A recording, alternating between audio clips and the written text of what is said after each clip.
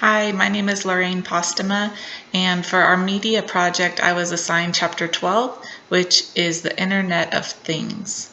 So you can go ahead and click to the next slide after the intro slide there.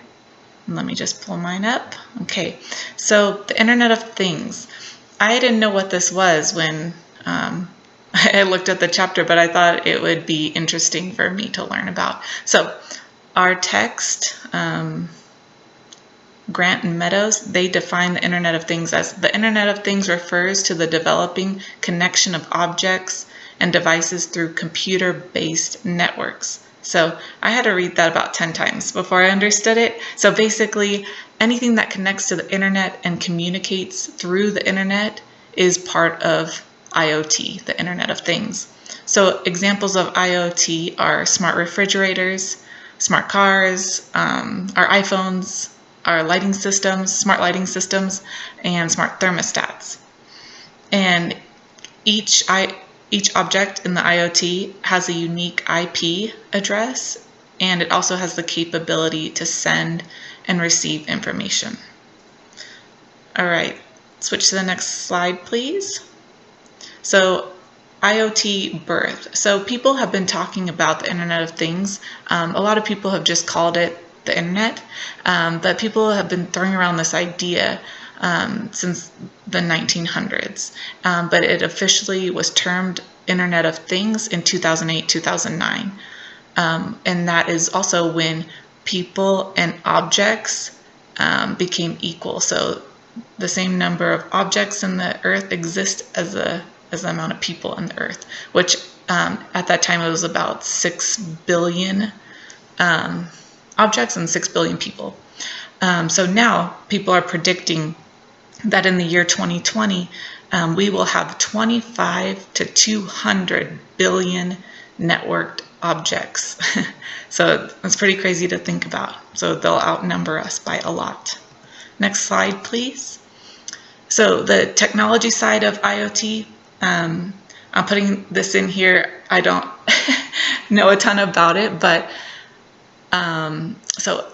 yeah, I didn't know a lot about it, so I wanted to include this in there. And for you techies out there, you'll like this part. So IoT consists of RFID, radio frequency identification tags, and IP addresses. One cool thing I learned about IP addresses was that 340 undecillion, which means like 340 billion IP addresses exist, so like almost like an infinite number, right? So yeah, that's part of IoT. Then IoT also consists of communication, the hardware, software, protocols, cloud platforms, and machine learning. So all those things make up IoT. Next slide, please. So IoT is coming into our homes. Companies like General Electric, Sony, and Samsung are progressing with innovation and connectivity in our homes. So IoT in homes may include personalized utility and electric settings, like for example, we're talking about the lighting system, or say during the winter, you set your house at 62 degrees, and then when you come home from work at 5 o'clock, you want to have the temperature up to 68, 70 degrees. You can set that, and your house will automatically do that for you with IoT. And other things that are included in smart homes are smart security systems. They're even wanting and gonna provide kitchen appliances that provide recipes and instructions to prepare meals. And even your refrigerator and your pantry will be sharing information with each other about missing and out-of-date ingredients that you need to stock up on, and that maybe that information will be sent right to your smartphone. Put it on your to-do list. Boom, you get what you need. All right, next slide, please. IoT is also advancing in healthcare. So right now we already have wearable devices that track our health, like Fitbits and Apple Watch, Garmin. So they track like our activities, our exercise, calories we burn, our heart rate, things like that.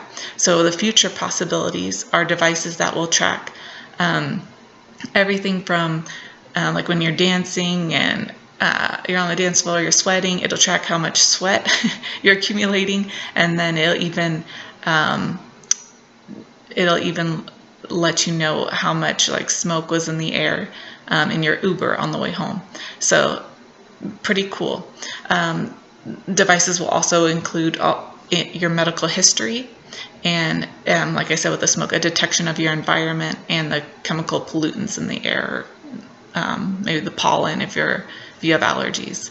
So it's kind of cool. I mean, it would be great if you could have all that stuff tracked and ready to go when you go to the doctor's office. It's right on your wrist or wherever it will be at that time, but on your device, and it's tracked everything.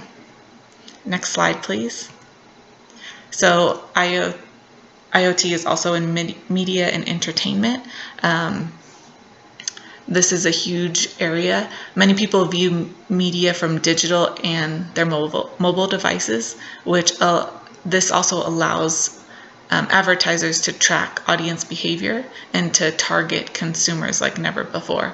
So I know a lot of nights I'll watch something on Netflix, and it's just amazing how technology has changed that I can do that from my little phone, but also, again, this allows people to know what I'm watching. It's information that's out there, and then they'll start to know what I like and suggest movies for me, or yeah, they'll come up with lots of different ads for me, personalized for me.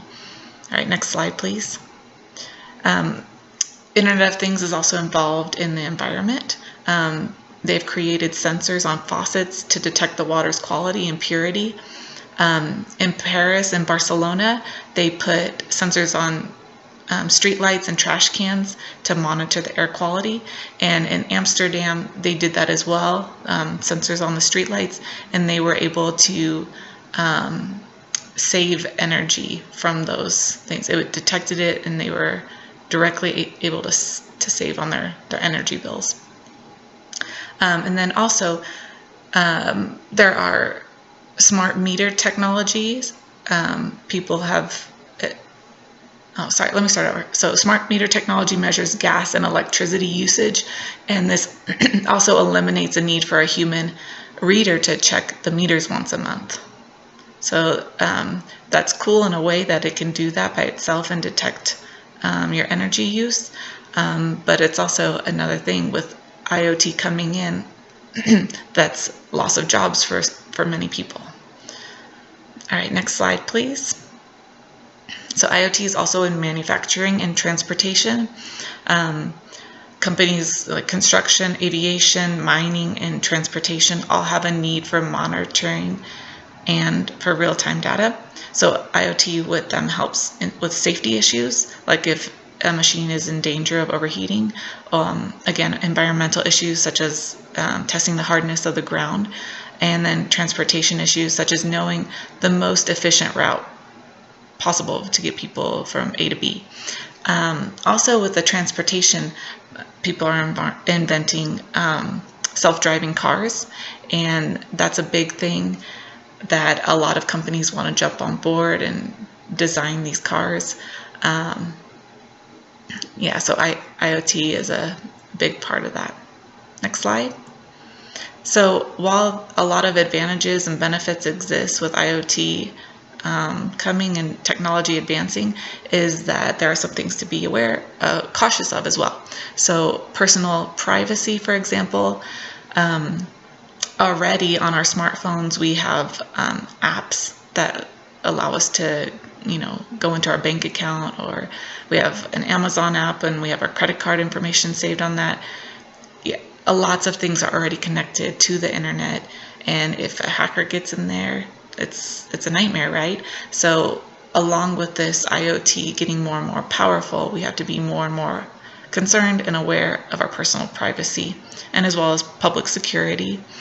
And then all IoT must interface seamlessly in order for it to work. So if you think about already, say you have an Apple device and your friend has an Android, you can't share programs So with IoT and having like your house connected with your cell phone and with your car, it all has to be from the same source, from the same company.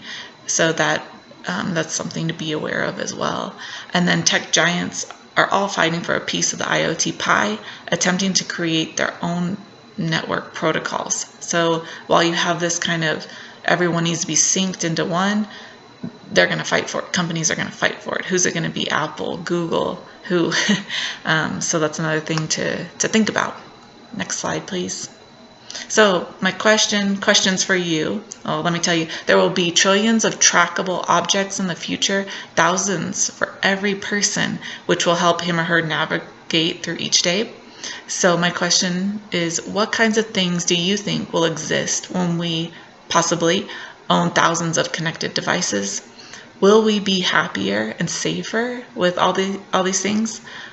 What are the potential benefits of having an astronomical IoT system, and what are the risks? So you don't have to answer all these questions, but I just want to put them out there, and I look forward to reading your responses. Thanks for listening.